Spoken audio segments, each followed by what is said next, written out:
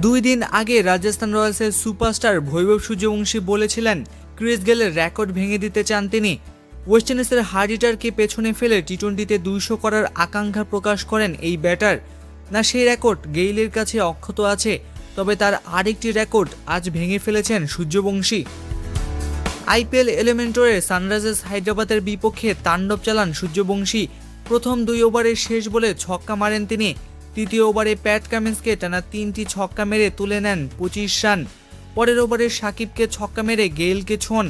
এই টি-20 প্রতিযোগিতার এক আসরে সর্বোচ্চ ছয়ের মালিক হন তিনি 3 বল পরেই।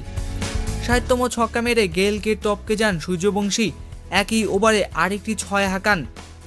এই রেকর্ড ভাঙার পথে 16 বলে হাফ সেঞ্চুরি করেন সূর্যবংশী। নকআউট বা প্লে অফে যৌথভাবে দ্রুততম 50 করে সুরেশ রায়নার পাশে বসেছেন 15 বছর বয়সী ব্যাটার। পাওয়ার প্লে 6 ওভারে রাজস্থান তোলে 80 রান। তখন 20 বলে 2-4 ও 8-6-এ 60 রানে অপরাজিত ছিলেন তিনি।